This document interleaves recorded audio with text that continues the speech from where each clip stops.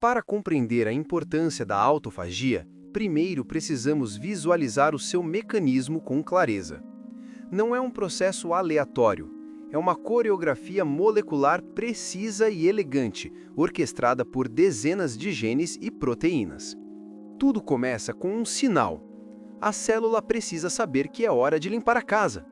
Este sinal pode ser um estresse, como a falta de nutrientes ou a detecção de componentes danificados. Quando o sinal é dado, um complexo de proteínas, conhecido como complexo ULK1, é ativado. Pense nele como o gerente de operações, que dá a ordem inicial: iniciem o protocolo de limpeza. Uma vez ativado, o complexo ULK1 inicia a formação de uma estrutura que é o coração da autofagia, uma membrana de isolamento de dupla camada chamada fagóforo. Imagine uma folha lipídica, etérea, começando a se formar no citoplasma a partir de contribuições de outras organelas, como o retículo endoplasmático. Esta folha não é uma bolha aleatória. Ela começa a crescer e a se curvar, como duas mãos em concha se preparando para pegar algo. O alvo, o lixo celular. O fagóforo se expande seletivamente, engolfando tudo o que foi marcado para descarte. Uma mitocôndria velha que já não produz ATP eficientemente e que, em vez disso, expele perigosos radicais livres. Um aglomerado de proteínas mal dobradas que poderiam se agregar e causar toxicidade, como visto em doenças neurodegenerativas. Pedaços do retículo endoplasmático que não são mais funcionais. O fagóforo é o saco de lixo biológico mais inteligente que existe. À medida que o fagóforo se expande e envolve completamente sua carga, suas bordas se fundem, selando o conteúdo em uma vesícula de dupla membrana. Esta estrutura esférica, agora contendo lixo celular isolado do resto do citoplasma, é chamada de autofagossomo. A carga está oficialmente ensacada e pronta para ser levada ao centro de reciclagem. O próximo passo na jornada é o encontro do autofagossomo com outra organela crucial, o lisossomo.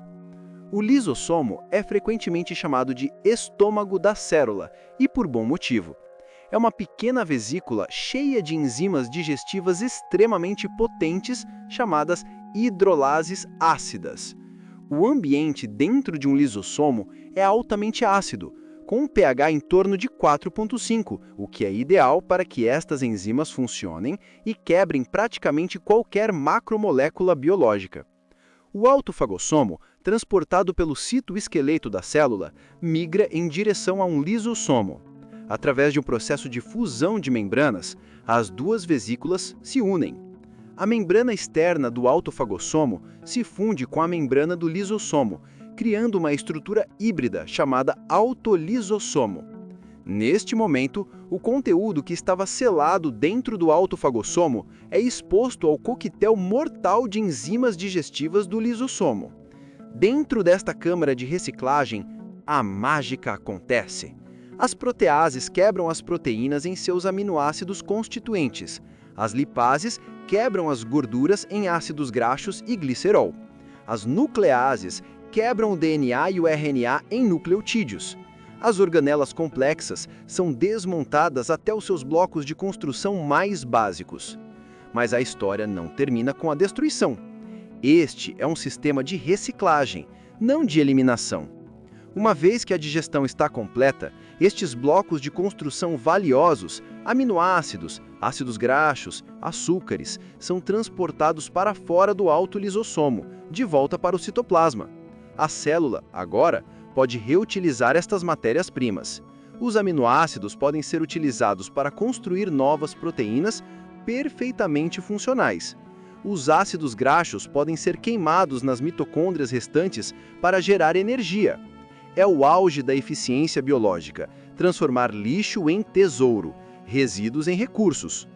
Este ciclo completo, da sinalização à reciclagem, garante que a célula permaneça limpa, eficiente e resiliente.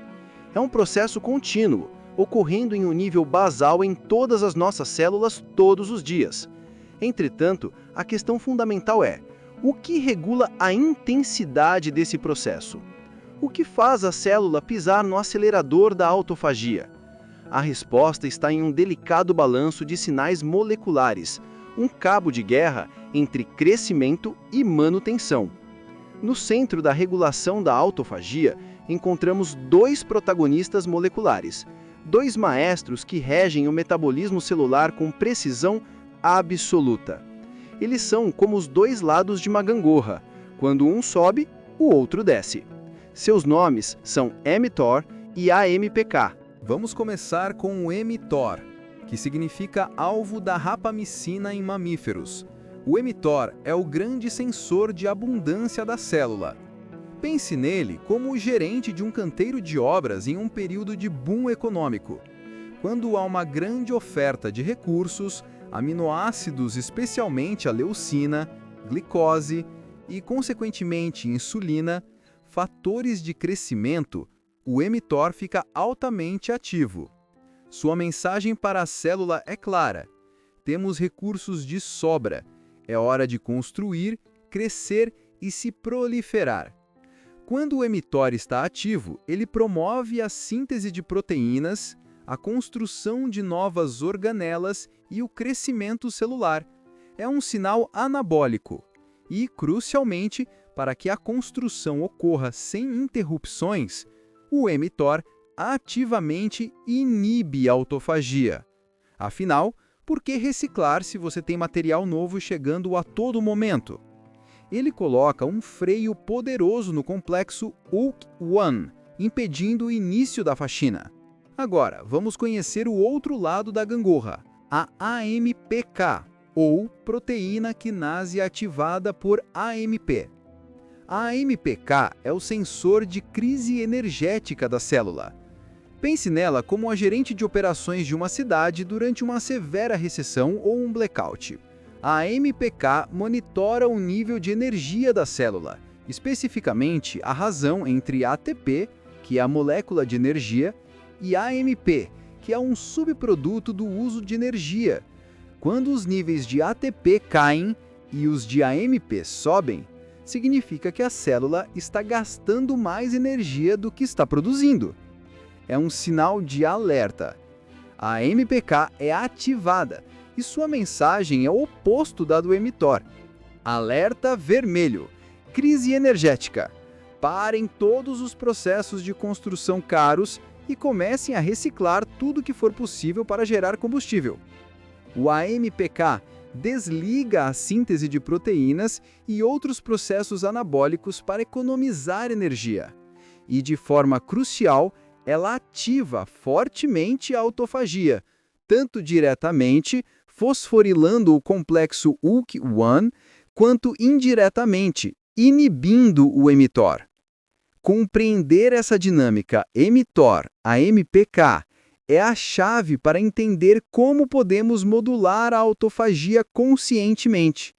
Qualquer coisa que sinalize abundância para a célula, como uma refeição rica em proteínas e carboidratos, vai ativar o mTOR e desligar a autofagia. Por outro lado, qualquer coisa que sinalize escassez ou estresse energético vai ativar a AMPK e ligar a autofagia. E isso nos leva diretamente a um dos mais poderosos ativadores da autofagia conhecidos pela ciência: o jejum. Quando você jejua, você priva suas células de um fluxo externo de nutrientes. Os níveis de glicose no sangue caem e, com eles, os níveis de insulina. A ausência de aminoácidos da dieta é detectada. Esse ambiente de baixa energia e poucos nutrientes é o sinal perfeito para silenciar o mTOR e despertar a AMPK. O freio da autofagia é liberado e o acelerador é pressionado ao mesmo tempo. A célula entra em modo de conservação e limpeza. A faxina começa em larga escala. O jejum intermitente, onde se alterna janelas de alimentação com janelas de jejum, é uma forma prática de induzir regularmente esse estado autofágico. Embora a linha do tempo exata possa variar entre indivíduos e tecidos, a pesquisa sugere que a autofagia começa a aumentar significativamente após cerca de 16 a 18 horas de jejum e se torna ainda mais robusta com jejuns mais longos, de 24, 48 ou até 72 horas. É um reset metabólico, uma oportunidade para as células se limparem e se repararem, de uma forma que não é possível quando estamos constantemente em um estado alimentado. Mas o jejum não é a única ferramenta à nossa disposição. Outro potente ativador da autofagia, especialmente no tecido muscular, é o exercício físico. Pense no que acontece durante um treino intenso, seja uma corrida de longa distância ou uma sessão de levantamento de peso. Seus músculos estão contraindo repetidamente, consumindo vastas quantidades de ATP. Esse gasto energético massivo cria um déficit de energia localizado dentro das células musculares. E qual é o sensor para déficit de energia? Exatamente, a AMPK. O exercício ativa a AMPK muscular, que por sua vez liga à autofagia. Esse processo é particularmente importante para a saúde das mitocôndrias musculares. O exercício intenso gera estresse oxidativo, que pode danificar as mitocôndrias. A autofagia induzida pelo exercício tem um nome específico para a limpeza de mitocôndrias: mitofagia. As células musculares usam a mitofagia para identificar e remover as mitocôndrias danificadas e desfuncionais. Isso é crucial, pois abre caminho para a biogenese mitocondrial, a criação de novas e saudáveis mitocôndrias, um processo também estimulado pela AMPK, através de um fator chamado PG1-alfa. Portanto, tanto o jejum quanto o exercício, embora por mecanismos ligeiramente diferentes, convergem para o mesmo resultado. Eles criam um estado de estresse energético que silencia o crescimento e ativa a limpeza. Eles nos permitem hackear nossa própria biologia, acionando um programa de manutenção e rejuvenescimento que está embutido em nosso DNA. Agora que entendemos o que é a autofagia e como ativá-la, a pergunta que se impõe é: por que isso importa? Qual é o benefício prático de ter células mais limpas para a nossa saúde, longevidade e especialmente para a performance atlética? A resposta fundamental é que células mais limpas são células mais eficientes e resilientes. A remoção de componentes danificados previne o acúmulo de toxicidade e permite que os recursos celulares sejam alocados de forma otimizada. Vamos detalhar os impactos. Primeiro, e talvez o mais relevante para atletas, é a otimização da função mitocondrial. Como vimos, a mitofagia é essencial para a qualidade do nosso parque mitocondrial. Mitocôndrias disfuncionais são um desastre para a performance. Elas não apenas produzem menos ATP, a moeda de energia celular, mas também vazam mais espécies reativas de oxigênio, ou radicais livres, que causam dano oxidativo às proteínas, lipídios e ao DNA. Ao limpar seletivamente essas usinas de energia defeituosas, a autofagia garante que apenas as mitocôndrias mais eficientes permaneçam. Isso melhora a capacidade aeróbica, o famoso VO2 máximo, aumenta a resistência à fadiga e acelera a recuperação ao reduzir o estresse oxidativo geral. Segundo, a autofagia é crucial para a manutenção da qualidade e função muscular. Os músculos são tecidos dinâmicos, constantemente quebrando e reconstruindo proteínas. A autofagia desempenha um papel vital na remoção de proteínas contráteis danificadas, como a actina e a miosina, e de agregados proteicos que podem interferir na contração muscular. Ao garantir que o maquinário contrátil esteja sempre em perfeitas condições, a autofagia ajuda a manter a força, a potência e a coordenação.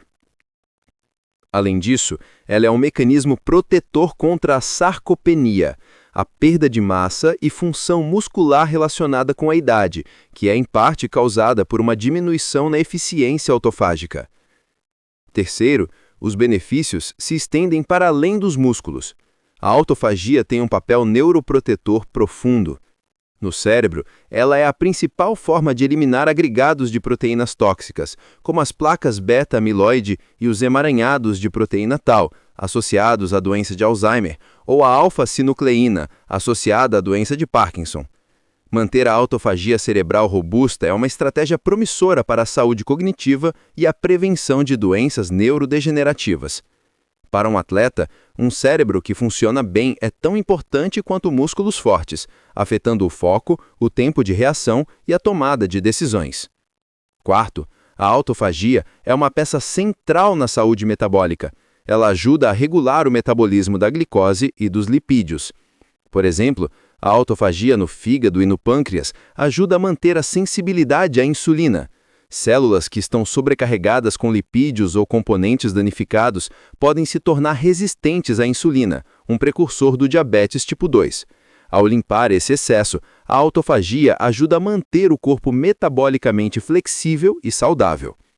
No entanto, e este é um ponto de extrema importância, a biologia raramente opera em extremos. A autofagia não é uma exceção. Ela é uma faca de dois gumes. Enquanto a autofagia em níveis fisiológicos é protetora e rejuvenescedora, a autofagia excessiva ou desregulada pode ser prejudicial, levando à morte celular programada e à atrofia tecidual. Não é um interruptor que queremos deixar ligado o tempo todo. A chave para a saúde e a performance otimizada não é a autofagia máxima e constante, mas sim o equilíbrio dinâmico. O ideal é um ciclo, um ritmo entre períodos de limpeza e reparo e períodos de crescimento e reconstrução. É a dança entre a AMPK e o mTOR. Você precisa dos períodos de jejum e exercício para ativar a AMPK e a autofagia, limpando o terreno. Mas você também precisa dos períodos de alimentação, com nutrientes adequados para ativar o mTOR e usar os blocos de construção reciclados, além dos novos para construir músculos mais fortes e tecidos mais resilientes. É o princípio da hormese em ação, um estresse controlado, jejum, exercício, que provoca uma resposta adaptativa, que torna um sistema mais forte. É o ciclo de estresse e recuperação, de catabolismo e anabolismo, de festa e fome. É nesta alternância que reside a sabedoria do corpo. Chegamos ao final de nossa exploração pela cidade interior, pelo universo microscópico que nos constitui. Vimos como a ordem e a eficiência dependem de um processo paradoxal de autoconsumo. A autofagia não é apenas um mecanismo de limpeza, é uma filosofia biológica. Ela nos ensina uma lição profunda que ecoa para além da biologia celular. Às vezes, para construir algo novo, mais forte e mais resiliente, você precisa primeiro ter a coragem de quebrar e consumir o que é velho, danificado e não serve mais. É a renovação que emerge da destruição controlada, a ordem que nasce do aparente caos do autoconsumo. Ao praticar o jejum ou ao se submeter ao estresse de um treino intenso, você não está apenas desafiando o seu corpo, você está participando ativamente de um ritual ancestral de purificação e rejuvenescimento. Você está enviando um sinal claro para trilhões de células. É hora de limpar a casa. É hora de reciclar o passado para construir um futuro mais forte. A autofagia é um lembrete de que dentro de nós reside uma inteligência inata, uma capacidade de autorreparo e otimização que podemos aprender a modular. Não é sobre buscar a imortalidade, mas sim sobre buscar a vitalidade, sobre garantir que a metrópole celular funcione da melhor forma possível, pelo maior tempo possível. É a faxina celular que potencializa a vida. A autocanibalização, que no fim das contas é o maior ato de autopreservação.